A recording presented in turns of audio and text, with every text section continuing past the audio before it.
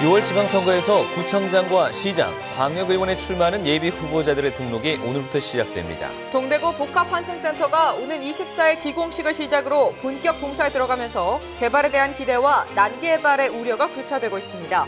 창업 아이디어를 사업화해주는 창조경제혁신센터가 주요 도시에 들어설 예정이어서 지역 창업 시장에 숨통이 트일지 주목됩니다. 농축산물 가격이 폭락했을 때 미리 정한 기준값과의 차익을 보전해주는 가격안정기금 조례 덕에 농민들이 큰 위안이 되고 있습니다. 시청자 여러분 안녕하십니까? 2월 21일 금요일 아침 대구 MBC 뉴스투데이입니다. 네, 오늘 아침까지 눈이 오는 경북 동해안을 제외하고는 대구와 경북 대부분 지역은 맑고 포근한 날씨가 이어지겠습니다. 주말에는 별다른 눈비 소식은 없지만 대기가 건조해 화재 예방에 유의하셔야겠습니다. 진달래 기상캐스터입니다. 이제 정말 겨울의 끝자락에 온 것 같습니다. 오늘 대구와 경북 지역은 대체로 맑은 가운데 포근한 날씨가 이어지겠는데요. 현재 대구의 아침 기온은 영하 0.2도, 포항은 영하 0.5도로 어제보다 약간 올랐습니다. 낮 기온도 대부분 10도 안팎까지 높아지면서 활동하기 참 좋겠습니다. 다만 동해안 지역에는 막바지 눈이 계속 이어지고 있는데요. 오늘 오전에는 대부분 그칠 것으로 보입니다. 주말에는 별다른 눈비 소식 없이 포근한 날씨가 이어지겠습니다. 다만 낮과 밤의 기온차가 크게 벌어지겠는데요. 대부분 일교차가 10도 가까이 벌어질 것으로 보여서 감기에 걸리지 않도록 조심하셔야겠습니다. 또 주말 동안 대기가 무척 건조하겠습니다. 야외 활동을 계획하시는 분들은 산불 등 화재 예방에 유의하셔야겠습니다. 날씨였습니다. 오는 6월 지방선거에서 구청장과 시장, 광역의원에 출마하는 예비 후보자들의 등록이 오늘부터 시작됩니다. 여권은 난립하는 후보들 간의 공천 경쟁, 야권은 인물난이 예상됩니다. 이상원 기자가 보도합니다. 달성군을 제외한 대구 7개 구청장, 경북 23개 시군 가운데 군 지역을 제외한 10개 시의 시장, 대구시 의원, 경북 도의원에 출마하는 예비 후보들의 등록이 오늘부터 시작됩니다. 대구, 경북 모두 새누리당 텃밭이어서 새누리당에는 벌써부터 후보들이 난립하고 있습니다. 공천이 곧 당선으로 이어질 가능성이 높기 때문에 그만큼 경선이 치열해질 것으로 보입니다.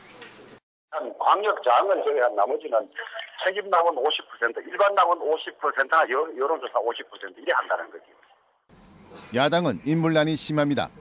민주당은 이미 기초선거 정당 공천 폐지를 당론으로 정했지만 내부적으로 찬반 논란이 계속되면서 지방선거 준비에도 차질을 빚고 있습니다. 공천 내에서 조금 이익을 보더라도 이제 정계 개편이나 한 1년 안에 무슨 여러 가지 문제들을 선거에서 민주당이 차지한 입장 그리고 더 어려우실 거거든요. 지금 시국이. 무소속 안철수 의원이 주도하는 새정치연합은 다음 달 창당이 되더라도 후보를 내기에는 다소 시일이 걸릴 것으로 보입니다. 정의당, 통합진보당 등 군소정당들도 후보 영입을 위해 움직이고 있지만 등록 후보들의 수는 많지 않을 것으로 보입니다. MBC 뉴스 이상훈입니다. 국민연금공단은 경북 지역에서 폭설 피해를 당한 60세 이상 연금수급자에게 최대 500만 원을 지원할 계획입니다. 폭설 피해를 당한 연금수급자는 이장이나 통장으로부터 사실 확인서를 받아 지역 국민연금공단에 국민연금 실버론을 신청한 뒤 시군에서 발급하는 피해 사실 확인서를 제출하면 됩니다. 국민연금 실버론은 신용등급에 상관없이 고령의 금융소외 계층에게 특화된 서민금융제도입니다. 대구 창년회는 이번 경주 리조트 체육관 붕괴 사고와 관련해서 정부가 사고 책임을 학생들에게 돌리고 있다고 비판했습니다. 대구 창년회는 보도자료를 내고 정부가 붕괴 사고 대책으로 대학 학생회가 단독으로 진행하는 오리엔테이션 등을 폐지하는 방안을 검토하는 것은 사고 원인을 잘못 짚고 학생들에게 책임을 전가하는 것이라고 밝혔습니다.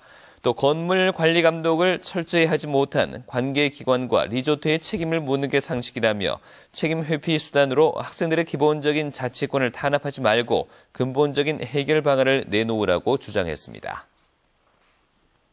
동대구 복합환승센터가 오는 24일 기공식을 시작으로 본격적인 공사에 들어가면서 개발에 대한 기대감과 함께 난개발의 우려도 나오고 있습니다. 도건엽 기자가 보도합니다.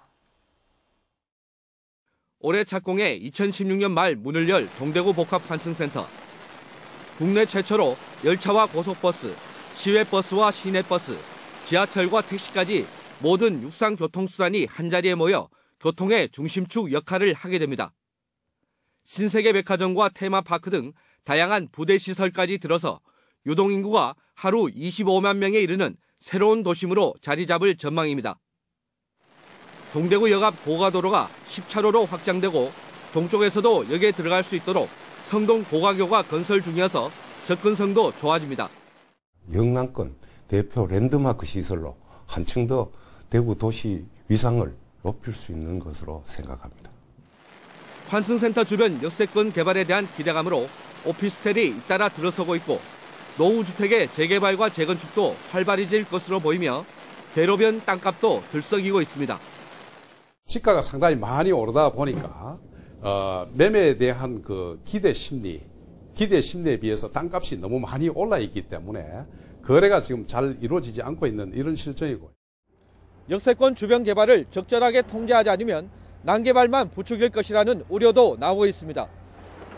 대구시가 환승센터에만 그칠 것이 아니라 역세권 전체를 어떻게 개발하겠다는 청사진을 마련해야 한다는 지적도 나오고 있습니다. 동대구 역세권 전체에 대한 올바른 개발 방향을 어떻게 하고 각 지역 지구별로 어떻게 개발하겠다는 전체적인 장기적인 밑그림, 그다음에 마스터 플랜을 좀 그리고 또 동대구 복합환승센터가 동남권의 교통 거점 역할을 할 수 있도록 환승센터 맞은편 고속버스 터미널 자리를 2단계 환승센터로 활용하자는 주장도 나오고 있습니다. MBC 뉴스 도건협입니다. 대구 지역 아파트 분양이 본격적으로 시작됩니다. 서한 이다음이 오늘부터 칠곡 금호지구에 아파트 977가구를 분양하는 것을 시작으로 이달 말에는 태왕 ENC가 침산동에 주거용 오피스텔 319가구를 분양합니다. 다음 달 초에는 현대 엠코가 세천지구에 아파트 1096가구를 분양하고 침산 화성파크 드림과 침산 삼정그린코아도 다음 달 중 분양할 예정입니다. 올해 대구에서는 모두 20개 단지 15,000가구가 분양될 예정입니다.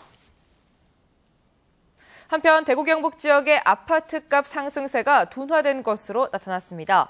한국감정원이 지난 17일을 기준으로 전국의 주간 아파트 가격 동향을 조사한 결과 대구는 한 주 전보다 0.14%, 경북은 0.17% 올라 오름폭이 절반가량으로 줄었습니다. 서울은 강남 지역 아파트값이 많이 오르면서 0.15% 올라 한 주 전보다 오름폭이 커졌습니다. 전세 가격은 대구 0.14%, 경북은 0.17% 오르면서 상승세가 다소 진정됐고 수도권은 서울과 인천의 상승세가 확대되면서 0.35% 올랐습니다. 지역 인재들의 창업 아이디어를 사업화로 연결시켜주는 창조경제혁신센터가 전국 주요 도시에 들어설 예정입니다. 창업자금 지원과 사업화 단계에서 수도권에 밀려 소외됐던 지역 창업시장에 숨통이 트일지 주목되고 있습니다. 홍석준 기자가 보도합니다. 동네마다 있는 자전거 형태의 운동기구에 안마 기능을 더한 기능성 헬스 장비입니다. 발구르기 운동에 등 마사지 효과를 더해서 운동 방식의 단조로움을 개선했습니다. 안동의 한 대학 교수와 학생들이 낸 아이디어는 지난달 특허 출원까지 마쳤습니다. 활용이 떨어지기 때문에 그래서 안마도 받을 겸 운동도 하고 또 운동하고 나서 그 운동 피로를 풀기 위해서 안마도 받고. 근적외선을 이용한 음주 측정기에서 환자의 활동 범위를 넓혀준 기능성 휠체어까지 최근 대학마다 학생 창업 활동을 적극 지원하면서 다양한 창업 아이디어가 쏟아져 나오고 있지만 경험 부족으로 사업화 문턱을 넘지 못하는 경우가 많았습니다. 정부는 최근 이런 아이디어의 사업화를 초기 자금에서 유통까지 지원하는 창조경제혁신센터를 전국 17개 시도에 설치하기로 했습니다.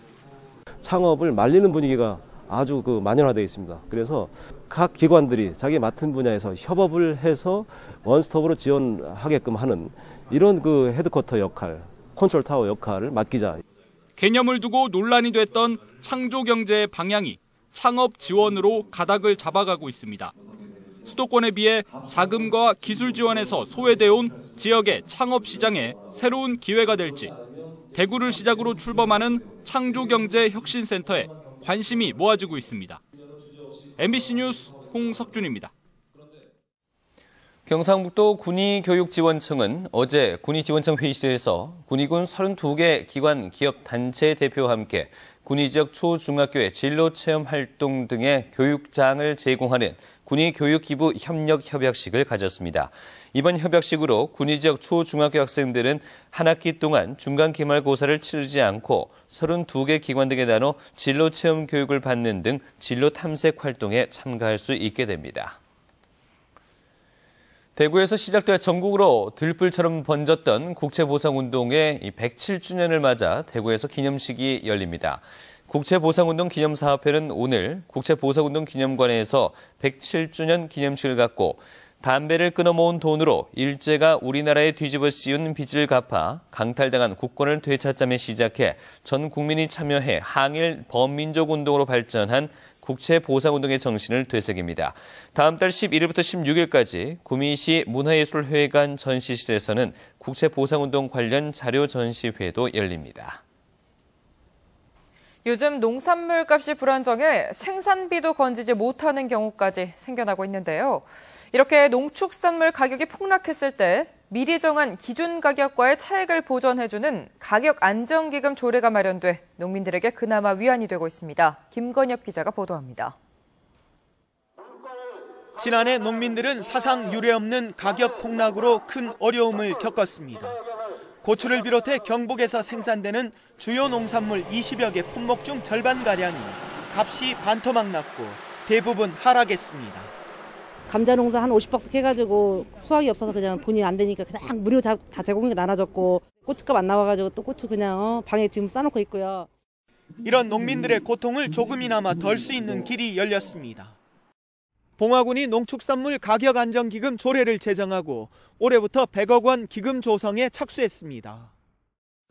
사과, 고추, 한우 등 6개 품목을 지원 대상으로 정하고 최근 3년간 도매시장 가격 등을 고려한 기준가 이하로 떨어지면 그 차액의 80% 이내에서 지원하는 겁니다.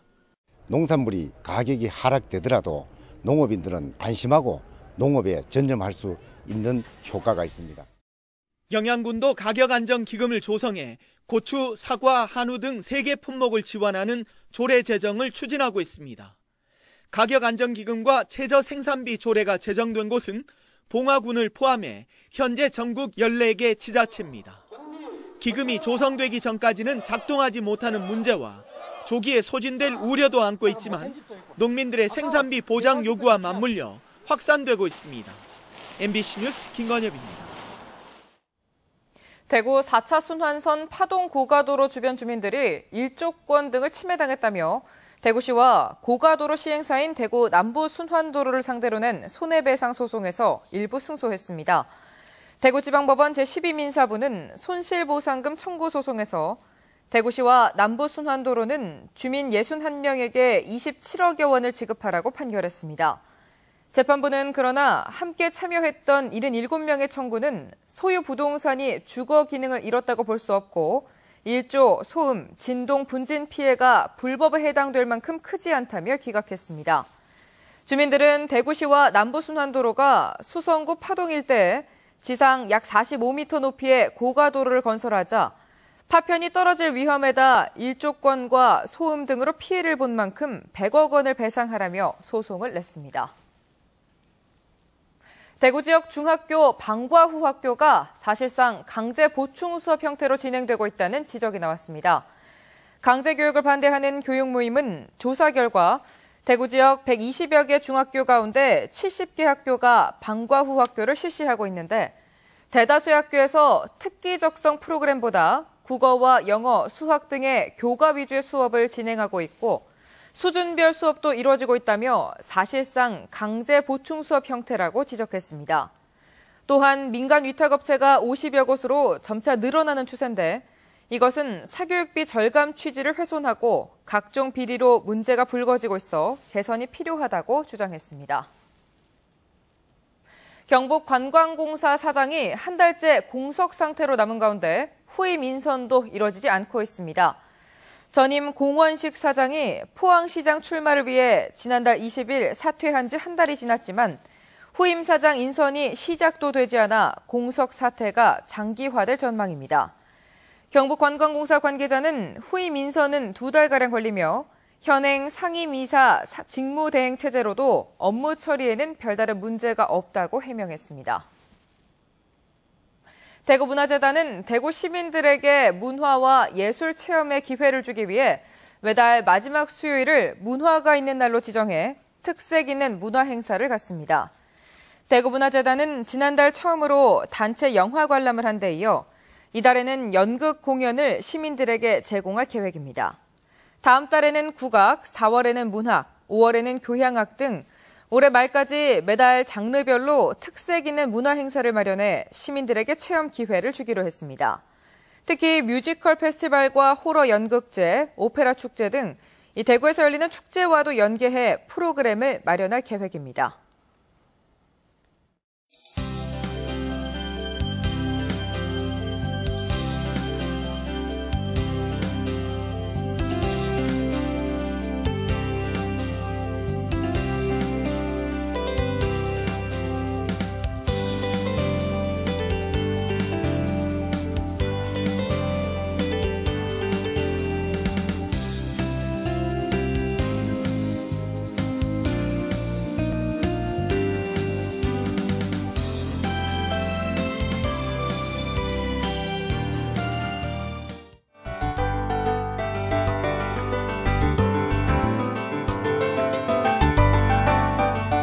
이제 정말 겨울의 끝자락에 온 것 같습니다. 오늘 대구와 경북 지역은 대체로 맑은 가운데 포근한 날씨가 이어지겠는데요.